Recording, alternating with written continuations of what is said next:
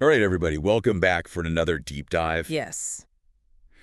Today we're diving into something I think we all have a kind of love-hate relationship with, Yeah. product manuals. Hmm. We're not going to bore you with the nuts and bolts and all the technical jargon though. Right. We're going to specifically be looking at the Ninja Air Fryer Owner's Guide Okay. and really kind of dissecting what we can learn Interesting. from this as a way to understand how companies think about their products, Yeah. how they want us to interact with them, and all that kind of stuff. I'm excited for this one. Yeah, it's fun. It's kind of like, when you're a kid and you get a new toy. Right. You just want to rip open the box and start playing with it. Totally. But sometimes you got to take a minute to actually read the instructions first. Yeah, sometimes. And you might be surprised by what you find. Absolutely. So, like, for example, the excerpt that we're looking at from the Ninja Air Fryer Owner's Guide, Okay.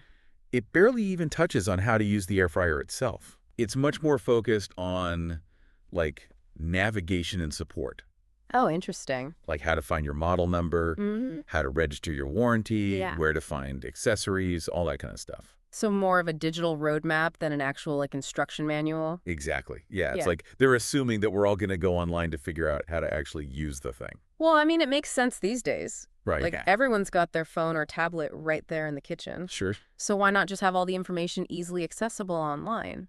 Yeah, and plus it probably saves them a ton of money on printing costs. For sure, and paper. And paper, exactly. Plus, they can update the information online whenever they need to. That's a good point. With a printed manual, they're stuck with whatever they printed Yeah, until they issue a new edition. that's true. So, okay, let's talk about this model number thing, Okay. because they actually highlight 3 different ways to find your model number. Yeah, I noticed that. Why is that so important to them? Well, I think it all comes back to data. Data. Yeah, like when you register your product online using your model number, they can track all sorts of stuff. Yeah, good. Like what kind of air fryer you have, Oh, yeah. when you bought it, Mhm. where you bought it from, Wow. maybe even how often you use it if it's a smart air fryer. So it's like they're building a whole profile on us as consumers. Exactly. And that data is super valuable to them. Yeah. How so? Well, they can use it to target us with ads for other products Oh, I see. or to develop new products that they think we'll like. That's kind of creepy, but also kind of smart. Yeah, it's a double-edged sword, for sure. And speaking of smarts, have you noticed how many links there are in this manual? Oh, yeah, there are a ton. It's like every other sentence is a clickable link, It's almost overwhelming. right? Like, do we really need a link for check your order status Probably not. or back to shop? I mean, it's convenient, I guess.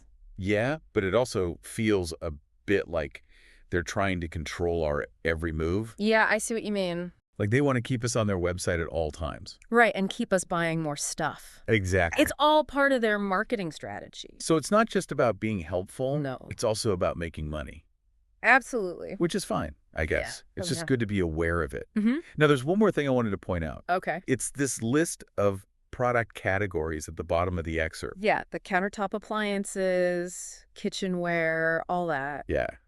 It's like, what do those have to do with air fryers? Well, I think it's a sign that Ninja is trying to expand their brand. Expand how? Like, they're not content with just being the air fryer company. Oh, I see. They want to be the everything company. So, like, they're trying to become the next KitchenAid or something. Exactly. They want to be the one-stop shop for all your kitchen needs. And maybe even beyond the kitchen? Yeah, like they have that Ninja Thirsty Drink system listed there. Right, so maybe they're getting into, like, blenders and juicers and stuff. Makes sense. It's interesting to see how they're using this seemingly simple product manual Mm-hmm. to kind of lay out their grand vision for the future. Yeah, it's pretty clever, actually. It is. So what's the big takeaway here for our listeners? I think the main thing is to beware that even something as mundane as a product manual Right. can be packed with hidden messages and strategic insights. Yeah, like it's not just about telling you how to use the product. Right. It's also about shaping your perception of the brand. And influencing your buying decisions. Exactly. So next time you open a product manual, Yeah.